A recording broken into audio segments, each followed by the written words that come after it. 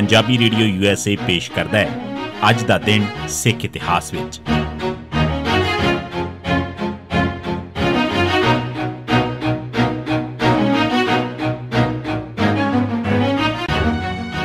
सिख इतिहास दीआं घटनावां च 20 नवंबर दा दिन 1693 औरंगजेब दा सरहंद सूबेदार नूं खत।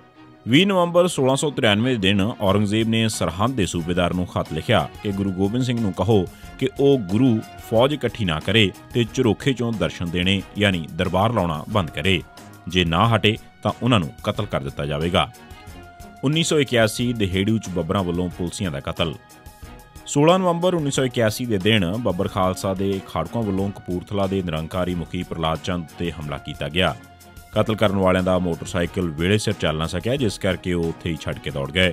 ਪੁਲਿਸ ਨੇ ਮੋਟਰਸਾਈਕਲ ਦੀ ਮਲਕੀਅਤ ਦਾ ਪਤਾ ਲਾ ਕੇ ਪਤਾ ਕਰ ਲਿਆ ਕਿ ਇਸ ਨੂੰ ਤਰਸੇਮ ਸਿੰਘ ਨੇ ਵਰਤਿਆ ਸੀ। ਤਰਸੇਮ ਸਿੰਘ ਦੇ ਇੱਕ ਸਾਥੀ ਨਿਹੰਗ ਸਿੰਘ ਦੇ ਕਾਬੂ ਹੋ ਜਾਣ ਨਾਲ ਮਗਰੋਂ ਪੁਲਿਸ ਇਸ ਜੱਥੇ ਦੇ ਬਹੁਤ ਨੇੜੇ ਤੱਕ ਪਹੁੰਚ ਚੁੱਕੀ ਸੀ।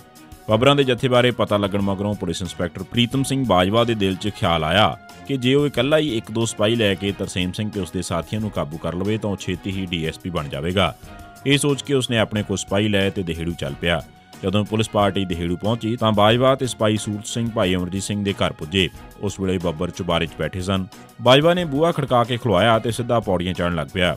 ਚੁਬਾਰੇ 'ਚ ਬੈਠੇ ਸਿੰਘਾਂ ਨੂੰ ਇਸ ਗੱਲ ਦਾ ਪਤਾ ਲੱਗ ਗਿਆ। ਉਹਨਾਂ ਨੇ ਬਾਜਵੇ ਨੂੰ ਪਿੱਛੇ ਮੁੜਨ ਤੇ ਆਪਣੀ ਜਾਨ ਬਚਾਉਣ ਵਾਸਤੇ ਆਖਿਆ। ਜਦੋਂ ਬਾਜਵਾ ਤੇ ਸੂਰਤ ਸਿੰਘ ਨਾ ਰੁਕੇ ਤਾਂ ਚੁਬਾਰੇ 'ਚੋਂ ਆਉਣ ਵਾਲੀਆਂ ਗੋਲੀਆਂ ਨੇ ਇਹ ਦੋਵੇਂ ਪੁਲਸੀਏ ਥਾਂ ਹੀ ਮਾਰ ਦਿੱਤੇ। ਇਸ ਤੋਂ ਬਾਅਦ ਚੁਬਾਰੇ ਵਾਲੇ ਖਾੜਕੂ ਚੁੱਪਚਾਪ ਪਿੰਡੋਂ ਨਿਕਲ ਕੇ ਗਾਇਬ ਹੋ ਗਏ। ਇਸ ਕਾਂਡ ਮਗਰੋਂ ਪੁਲਿਸ ਨੇ FIR ਦਰਜ ਕਰਕੇ ਮਾਲਕ ਮਕਾਨ ਅਮਰਜੀਤ ਸਿੰਘ ਦਿਹੇੜੂ ਦੀ ਘਰਵਾਲੀ ਬੀਬੀ ਨਛੱਤਰ ਕੌਰ ਤੇ ਸੁਰਜੀਤ ਸਿੰਘ ਨੂੰ ਵੀ ਇਸ ਕੇਸ 'ਚ ਗ੍ਰਿਫਤਾਰ ਕਰ ਲਿਆ। ਪੁਲਿਸ ਨੇ ਇਹਨਾਂ ਦੋਵਾਂ ਨੂੰ ਬਾਕੀ ਕਤਲਾਂ 'ਚ ਵੀ ਸ਼ਾਮਲ ਕਰ ਲਿਆ।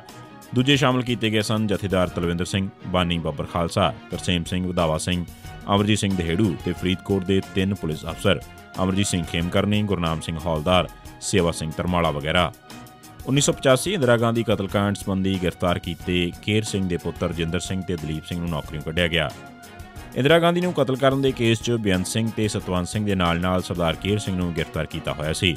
ਬੇਦੋਸ਼ੇ ਕੇਰ ਸਿੰਘ ਨੂੰ ਸਿਰਫ ਗ੍ਰਿਫਤਾਰ ਹੀ ਨਹੀਂ ਕੀਤਾ ਗਿਆ ਬਲਕਿ 20 ਨਵੰਬਰ 1985 ਦੇ ਦਿਨ ਉਸ ਦੇ ਪੁੱਤਰਾਂ ਰਜਿੰਦਰ ਸਿੰਘ ਤੇ ਦਲੀਪ ਸਿੰਘ ਨੂੰ ਬਿਨਾਂ ਕਿਸੇ ਦੋਸ਼ ਦੇ ਨੌਕਰੀ ਤੋਂ ਡਿਸਮਿਸ ਕਰਕੇ ਨੈਸ਼ਨਲ ਸਿਕਿਉਰਿਟੀ ਕੇਸ 'ਚ ਨਜ਼ਰਬੰਦ ਕਰ ਦਿੱਤਾ ਗਿਆ। 20 ਨਵੰਬਰ 1987 ਦੇ ਦਿਨ ਪੰਜਾਬ ਪੁਲਿਸ ਨੇ ਏਕਮ ਸਿੰਘ ਪੁੱਤਰ ਨਰੰਗ ਸਿੰਘ ਵਾਸੀ ਹਾਠਾਂ ਜ਼ਿਲ੍ਹਾ ਸੰਗਰੂਰ ਨੂੰ ਇੱਕ ਨਕਲੀ ਮੁਕਾਬਲੇ ਸ਼ਹੀਦ ਕੀਤਾ। 20 ਨਵੰਬਰ 1988 ਦੇ ਦਿਨ ਪੁਲਿਸ ਨੇ ਬਖਸ਼ੀਸ਼ ਸਿੰਘ ਸ਼ੀਸ਼ਾ ਤੇ ਉਸ ਦੇ ਭਰਾ ਗੁਰਦੇਵ ਸਿੰਘ ਪੁੱਤਰ ਪਿਆਰਾ ਸਿੰਘ ਵਾਸੀ ਨਵਾਂ ਪਿੰਡ ਪੱਟੀ ਨੂੰ ਨਕਲੀ ਮੁਕਾਬਲਿਆਂ ਸ਼ਹੀਦ ਕੀਤਾ।